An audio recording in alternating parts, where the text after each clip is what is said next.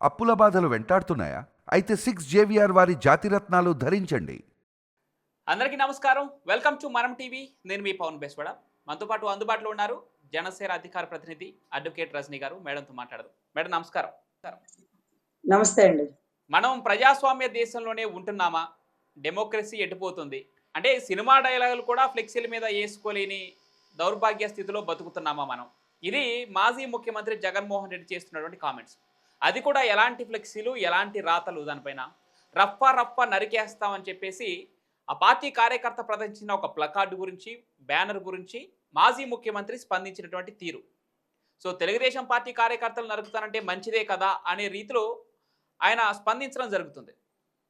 పైకి తిరిగి ఆ ప్లకార్డు ప్రదర్శించినటువంటి వ్యక్తి తెలుగుదేశం పార్టీ కార్యకర్త అని చెప్పేసి చెప్తున్నారు. ఆ యువకుడు రవితేజ ఎవరైతే ఉన్నారో అతను తెలుగుదేశం పార్టీ కార్యకర్త. సో ఎలా చూడాలి మేడం ఓవరాల్గా? సార్ అక్కడ సినిమాకు సంబంధించిన డైలాగులు సినిమాలో మాత్రం మాట్లాడితే బావుంటది. సినిమా తర్వాత మాట్లాడుకున్నా బావుంటది. కానీ రాజకీయాల్లో అవి ఉపయోగించకూడదు. ఎందుకంటే ప్రజాస్వామ్య విరుద్ధం. జనసేన కూడా కొటేషన్స్ ఉంటాయండి. ఎవడ్రా నన్నాపేది అని మీకు చూసుంటారు కదా! అన్ని అదే ఆటోల్లో, అన్ని మనల్ని ఎవరు కార్ల మీద ఆపేది అని అక్కడ ఉంటుందా? ఉమ్, ఆ!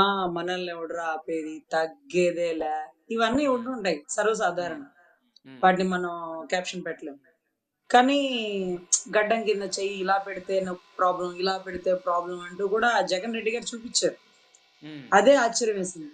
వీటన్నిటికంటే మించి రఫా రఫా అంటూ ఒక డైలాగ్ చెప్తూ ఉమ్, గంగమ్మ జాతరలో ఉమ్, వేట పోటేళ్లని నరికినట్టుగా అవును. ఒక్కొక్కడిని నరుకుతానన్న ఏదో డైలాగ్ సంథింగ్.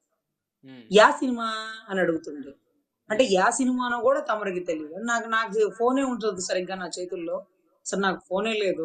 నేను సినిమాలేం చూస్తాను. నేను థియేటర్‌కి వెళ్ళను. లేకపోతే నాకు టీవీలు పెట్టుకొని ఏవో చెప్తుంటారేమో కథలు.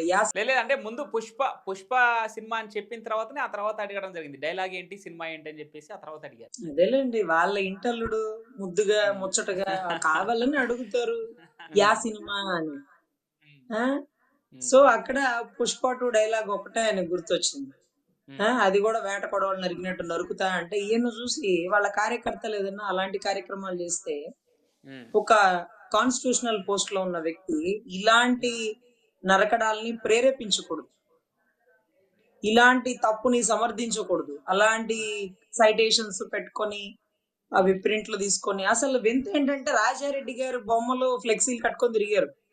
ఉమ్, మాకు చాలా ఆశ్చర్యమేసింది. ఎప్పుడు రాజశేఖర రెడ్డి గారి పేరు చెప్పుకోవాలి గదా! చాలా ఉమ్, రోజులండి వైసీపీ పార్టీ అంటే, వైఎస్ఆర్ పార్టీ అంటే ఓహ్! రాజశేఖర రెడ్డి గారి పార్టీనేమో అనుకునేవాళ్ళం. యువజన, శ్రామిక, కాంగ్రెస్ ఏవేవో తర్వాతున్నాయి మాకు తెలియలేదండి. ఫస్ట్ వాళ్ళ ఉమ్, నాన్నగారి పేరేమో అనుకున్నాం. ఉమ్, అంటే వాళ్ళ నాన్నగారి మీద ఆ అభిమానం ఆయనకుందో లేదో నాకు తెలీదు గానీ, వాళ్ళ తాతగారి బాటలో వెళ్ళాలన్న తాపత్రయం మాత్రం ఉందండి. ఉమ్, అప్పుడు మేము ఒకటే చెప్పాలనిపించిద్ది. సినిమా డైలాగులు మాకు కూడా కొట్టాలనిపించిద్ది.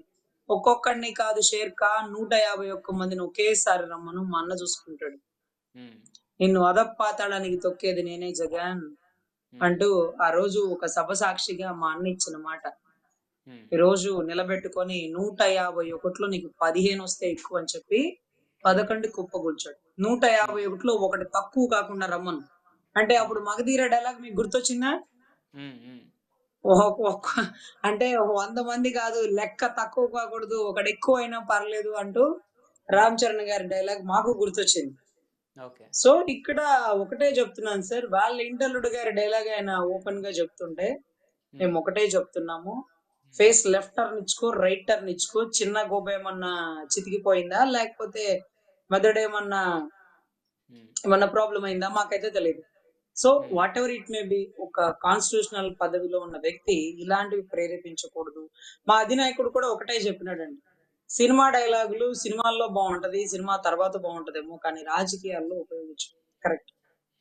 ఉమ్, అది నరుకుతా అనే ఒక ప్రేరేపించడం, నరాసుర రక్త చరిత్ర అంటూ కత్తి పెట్టి, కత్తి కింద రక్తపు బొట్లు పెట్టి ఒక రాయడం, పింక్ డైమండ్ పోయిందనడం, తర్వాత ఆయనకి గాయం తగిలిందనడం, గాయం తగిలిన ఉమ్, వాడు ఆయన అభిమాని ఈ పాపం 4, 5 ఏళ్ళు జైల్‌లో మగ్గిపోయిన ఒక దళిత బిడ్డ కోసం రాకపోవడం, ఉమ్, గులకరాయి గురి చూసి కొట్టడం, గురి చూసి కొట్టిన గులకరాయి ఇద్దరిని కొట్టి, గులకరాయి గురుత్వాకర్షణ శక్తి కోల్పోయి నేల రాలడం మర్చిపోయి ఆకాశంలోకెళ్ళిపోయిన పరిస్థితి. ఉమ్.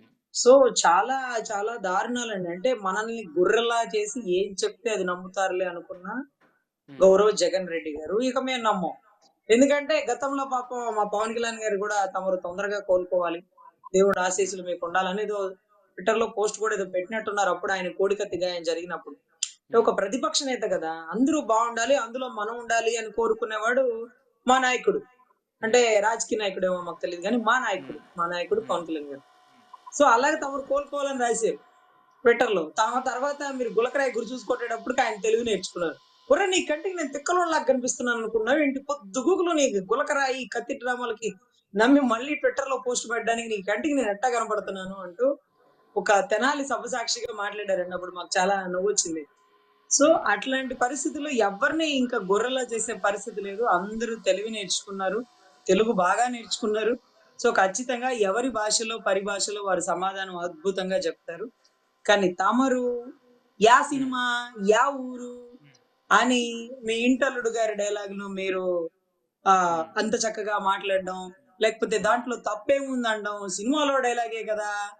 సినిమాలో డైలాగు కట్ షాట్లు పెట్టి మాట్లాడాల. కనీసం సార్ ఆ సినిమా డైలాగు 'పుష్ప 2' టైమ్‌లో ఉమ్, ఫ్లెక్సీల మీద కూడా ఎక్కడా లేదండి. ఉమ్, ఉమ్, అలా రాయరసలెక్కడ. ఉమ్, అంటే ఆ డైలాగ్‌ని 10 సార్లు గుర్తు తెచ్చుకోకూడదు మనం. తప్పది. ఉమ్, ఇదక్కడ చూడాలా, కాసేపు నచ్చితే తప్పట్లు కొట్టుకోవాలా, నచ్చకపోతే విమర్శించాలా, వదిలేయాల. ఉమ్, అట్లంతా డైలాగులు, ఆ మాదిరి డైలాగులు ఎక్కడంటే అక్కడ వాడితే అది ఉమ్, చాలా తప్పవుతదండి. సో, ఆ తప్పుని గూడా ఖండించడం చేతగానటువంటి ఒక రాజకీయ నాయకుడు. ఉమ్, అదలా వాడకూడదురా బాబు! అది సినిమా డైలాగురా అని చెప్పినటువంటి మా నాయకుడు. ఉమ్. రెండిటికి ఉండేటటువంటి అంటే ఇద్దరికీ ఉండేటటువంటి తేడా చూడండి. వ్యత్యాసం. పవన్ కళ్యాణ్ గారు కూడా దీనిపైన స్పందించడం జరిగింది. రప్ప అంటే 2029 ఎలక్షన్స్‌లో పొట్టేళ్లను నరికినట్టు నరుకుతాం. అంటే అధికారంలోకొస్తే ఆంధ్ర రాష్ట్రానికి వాళ్ళేం చేస్తున్నారో ముందుగానే చెప్పేసారు. అంతేంటారా? అంటే 2029కి ఆయన బయటుంటారా? జైల్లో ఉంటారా? హ్మ్. వారి నాయకులు వారి పార్టీలో ఉంటారా? మరొక పార్టీలోకి వెళ్ళిపోతారా? ఆయనకసలు పాత 11 సంవత్సరాల 8 నెలల నుంచి నడుస్తున్న కేసులు, కనీసం 2000 పైచిలుకు వాయిదాలకు ఎగ్గొట్టిన పరిస్థితులు, ఇవన్నీ మూకుమ్మడి దాడి కలిపి ఇంకేమన్నా అవుతదా సార్? రేపెప్పుడో అసలు రేపుంటామో లేదో ఇవాళ మనకి తెలుసా సార్? నిన్న హ్మ్. ఫ్లైట్ ఎక్కేవాడు కూడా దిగంగానే నువ్వు 4కే కార్ పార్క్ చేసి వచ్చేసేయ్. నువ్వు హ్మ్. 9కే రూమ్ పెట్టేసేయ్ అన్నోడు ఫ్లైట్ కూడా హ్మ్. దిగలేదు. అంటే ఇవాళే మంది రేపేంటో మనకు తెలీదు. నీకు నీ చేతిలో ఉన్న సమయాన్ని నువ్వు సద్వినియోగం చెయ్యి. ఒక రాజకీయ నాయకుడిలాగా ప్రవర్తించు. ప్రజాస్వామ్యాన్ని కాపాడుకో. నిన్ను నమ్మిన ఓటేసిన వాళ్ళకి న్యాయం చెయ్యి. ఇవాళ హ్మ్. తిన్నది అరుగుతుందో లేదో కూడా నమ్మకం లేని మనకి 2029కి నువ్వేంటో ఉద్ధరిచ్చేస్తాను. అక్కడికేంటో చేసేస్తాను. ప్రయత్నం చెయ్యి తప్పులేదు. 2029లో నరకతా, నరకతా, ఏటకొడవళ్ళు యా డైలాగన్నా? యా ఊరన్నా మనది? ఇంకా, ఇంకా జనాలు నమ్మే పరిస్థితి లేదన్నా. పొరకెత్తుకొని, కట్టెత్తుకొనొచ్చేస్తారు. అంటే మీ స్లాంగు, మీ ఊరు భాషలు నాకు కూడా పెద్దగా తెలీదు. సో, ఎనీవే ఇక్కడ జరుగుతుందేంటంటే, ఆయన జనాల్ని రెచ్చగొట్టే ధోరణిలో నా బలగం ఇంత, నా కోసం ఇంతమంది జనమొస్తారు. ఇదిగో చూడు జగను జగన్ ఓడిపోయాడు అంతే చచ్చిపోలేదు అనే ఒక డైలాగ్ హ్మ్. ఎక్కడో విన్నానండి. అంటే హ్మ్. ఇక్కడ రాజకీయంలో చావడాలు, బతకడాలు, ఓటములు ఉండకూడదండి. హ్మ్. నీ పని నువ్వు చెయ్యి. అవకాశం వస్తే చెయ్యి. అవకాశం లేకపోయినా చేస్తూ ఉండు. హ్మ్. నీకు ఈ రోజు అవకాశం లేదు. అంటే ఒక ముఖ్యమంత్రిగా. కానీ హ్మ్. నీకు అవకాశం ఉన్నంత వరకు నువ్వు చెయ్యి. హ్మ్. అంతేగాని ఓటములు, గెలుపులు ఇవి కాదు రాజకీయం అంటే. రాజకీయం అంటే హ్మ్. చచ్చే చివరి వరకు సేవ చేసే దృక్పథంలోనే రాజకీయాల్లో రావాలి. హ్మ్. ఓడినా, గెలిసినా అంటే మీకు చెప్పాలి. పవన్ కళ్యాణ్ గారు గతంలో ఓడిపోయినప్పుడు, "అన్నా హ్మ్. నిన్ను 2 చోట్ల ఓడించినాడే ఈ ప్రజలు, 2 చోట్ల ఓడించిన ప్రజలు మన పార్టీలో హ్మ్. ఇంతమంది నుంచుంటే ఒక్కడానొక్కడు గెలిచాడు. ఆ గెలిచినోడు పక్కకెళ్ళిపోయాడు. ఈ పార్టీ నడపడం అవసరమా? ఈ ప్రజల్ని నమ్ముకోవడం అవసరమా?" అని అడిగినప్పుడు, హ్మ్. నమ్మకాన్ని కల్పించాలి. ఓర్పుని పెంపొందించుకోవాలి అని ఓడించిన ప్రజల కోసం తన రక్తం, తన కష్టం, తన చెమట, ఎండకి, వానకి మొఖాలకి రంగులేసుకొని నటించిన వచ్చిన డబ్బుల్ని కౌలు రైతులు చనిపోయిన వాళ్ళకిచ్చేటప్పుడు నా అన్న అన్నాడు, "పార్టీలు చూడకండి, కులాలు చూడకండి, మతాలు చూడకండి, పంచిపెట్టండి. తండ్రి చనిపోయిన ఒక్కొక్క కుటుంబానికి రూ. 1,00,000 పంచిపెట్టండి. కుటుంబ పెద్ద లేకపోతే ఆ కుటుంబం ఏ పరిస్థితిలో ఉంటుందో మాకు తెలుసు పంచిపెట్టండి" అంటే ఎక్కువ మంది వైసీపీ కుటుంబాలకి వెళ్ళినప్పుడు మేము చాలా సార్లు ఆపాలనుకునేవాళ్ళం. కానీ వైసీపీ కుటుంబం ఏంటి? ఇంకో కుటుంబం ఏంటి, ఇంకో కులం ఏంటి, ఇంకో మతం ఏంటి అవన్నీ ఎందుకు మాట్లాడుతున్నారు మీరు? ఆ కుటుంబంలో, ఆ కులంలో, ఆ పార్టీలో ఒక మనిషిని కోల్పోయారు అంతే. కులాలు ఎందుకు చూస్తున్నారు, మతాలు ఎందుకు చూస్తున్నారు, పార్టీలు ఎందుకు చూస్తున్నారు అంటూ పంచిపెట్టినటువంటి సహృదయుడు. చదువుకునేటప్పటి నుంచే ఒక కమ్యూనిస్టు ఆదర్శాలు, సిద్ధాంతాలు ఉన్నవాడు. తమ్ముడు సినిమా అప్పుడే కార్గిల్‌లో చనిపోయిన వారికి వారి తండ్రి గారితో విరాళం ఇప్పించినవారు. సో, అంత గొప్ప నాయకుడండి. అసలు ఉద్దానం కిడ్నీ బాధితుల్ని అప్పట్లోనే వెలుగులోకి తెచ్చి, వాళ్ళకి ఒక పెద్ద కిడ్నీ హాస్పిటల్ వచ్చిందంటే, ఆ ఊర్లో తొంగి చూసి ఆ ఊరి సమస్యను చెప్పినోడు. అప్పుడు కూడా ఆయన ఓడిపోయి ఉన్నాడండి. ఆయనేం ఒక రాజకీయ నాయకుడు కాదు, ఒక ఎమ్మెల్యే కాదు, ఒక ఎంపీ కాదు, అట్‌లీస్ట్ మినిస్టర్ కూడా కాదు. మరి ఏంటాయన? నేను నాయకుడిని అని నమ్మాడు. జనాల్లోకెళ్ళాడు.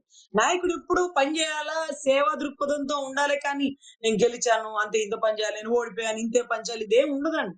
గెలిచినా, ఓడిపోయినా అతని పనిలో, అతని ప్రేమలో, అతని సేవలో ఎక్కడ అంగుళం తగ్గని మా నాయకుడి గొప్పతనం మేము చెప్తున్నామండి. అందుకే సినిమాలో ఆయన ఎన్నో డైలాగులు మాట్లాడుతుంటాడు. కానీ బయటకొచ్చి మాత్రం రాజకీయ నాయకుడు ఎలా ఉండాలో అలా ఉంటారు. తమరు సినిమా హీరోను గాదు. ఆ సినిమా డైలాగులు తెలీదు. యా సినిమా, యా ఊరు అని మాట్లాడే మీరు, ఈరోజు ఆ డైలాగ్‌ని అంటే తప్పేంటి? నరకతే తప్పేంటి? అని రెచ్చగొట్టి మీ నాయకుల్ని జనాల్లోకి పంపిస్తే పాపం 307 కేసులు, 302 కేసులు పడతాయి కానీ, పాపం తమరికి పాపం మీ కార్యకర్తలు ఇబ్బంది పడతారు. మీరక్కడే ఉంటారులెండి.